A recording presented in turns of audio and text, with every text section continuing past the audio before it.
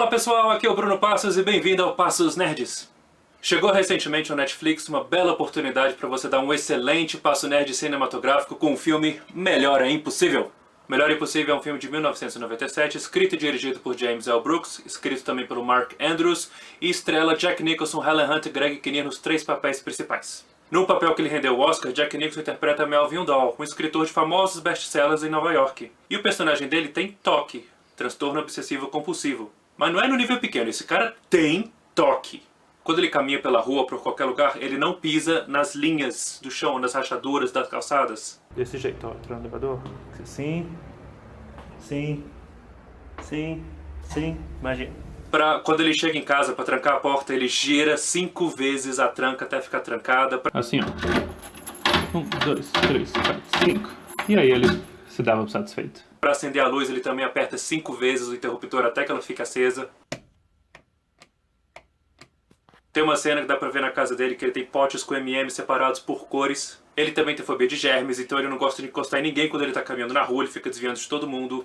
Ele, quando chega em casa, lava a mão 2 vezes com sabonetes novos. Ele pega um novo, abre, lava a mão com água bem quente, bem escaldante, joga fora, pega outro e faz a mesma coisa. Nisso eu já começo a elogiar não só o Jack Nicholson por interpretar todos esses problemas que o personagem dele tem, mas também a direção do filme, que trabalhou muito bem com o departamento de arte para mostrar esse transtorno do Melvin. Na casa dele, por exemplo, tem alguns sintomas do transtorno dele que são mostrados bem na cara para você ver mesmo, mas o resto é muito sutil. Se você olhar no apartamento dele, quando a cena se passa lá, você percebe várias outras peculiaridades do transtorno do Melvin. Presta atenção na coleção de LPs e CDs dele, por exemplo. Além disso, ele aparentemente só sai de casa para encontrar ou com o médico dele para fazer a consulta, ou com a editora dele quando ele tem que publicar livro, ou para ir almoçar, que é sempre no mesmo restaurante, na mesma mesa, comendo a mesma coisa, sendo atendido pela mesma garçonete no mesmo horário, e ele ainda leva talheres de plástico descartáveis para usar uma vez e jogar fora. Jack Nicholson, aliás, se envolveu tanto na criação desse personagem que mesmo quando ele estava fora da câmera, ele ficava adicionando alguns trejeitos e algumas obsessões que o personagem dele poderia ter, mesmo que isso não fosse entrar no filme.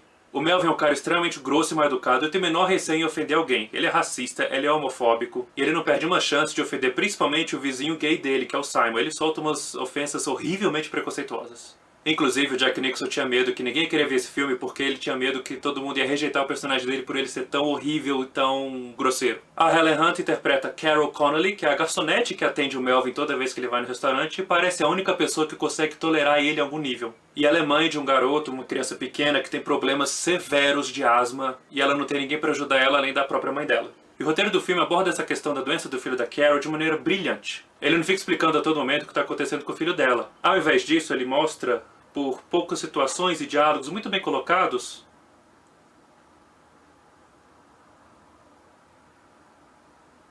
ele mostra aos poucos situações e diálogos muito bem colocados que nos fazem entender as dificuldades pela qual a Carol passa. Junte isso à atuação maravilhosa da Helen Hunt, que também ganhou o Oscar por esse papel, e você tem momentos reais, tocantes, muito bonitos mesmo. Tem um personagem que aparece no filme que é o Dr. Betts. A cena em que ela conclui o primeiro diálogo dela com ele é tão bonita. Sério, se você tem filhos, você vai se emocionar, não tem como.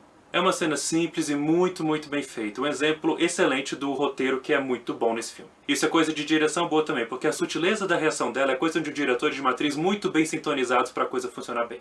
Já o Greg Kinnear interpreta o Simon Bishop, que é o tal vizinho gay do Melvin, que também é pintor e é dono dos cachorros mais fofos da história do cinema. Por eventos inesperados, logo no começo do filme, o Melvin se vê numa situação em que ele tem que cuidar do cachorro do Simon. Isso absolutamente aterroriza ele, porque vai contra toda a rotina e a obsessão dele. Já o Simon, no começo do filme, se vê de repente falido e deprimido.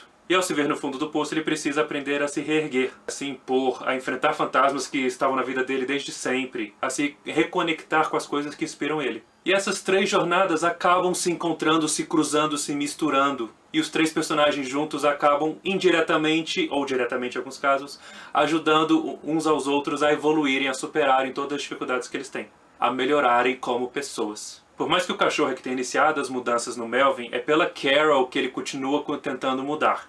Vai aos trancos e barrancos até o final do filme. Simon também tem seu papel nas mudanças do Melvin. Simon e Carol, por exemplo, só vão se conhecer lá pela metade do filme. E é aí que a relação entre os 3 começa a se misturar e desenvolver da melhor maneira possível. Sério, gente, olha, ver esses 3 personagens interagindo e reagindo às coisas que acontecem uns com os outros, aos que eles dizem uns pros outros. É roteiro muito bom, direção demais, é atuação acima da média, é cinema de primeira. É um filme que trata das lutas emocionais desses três personagens e como eles lidam com elas até o fim do filme.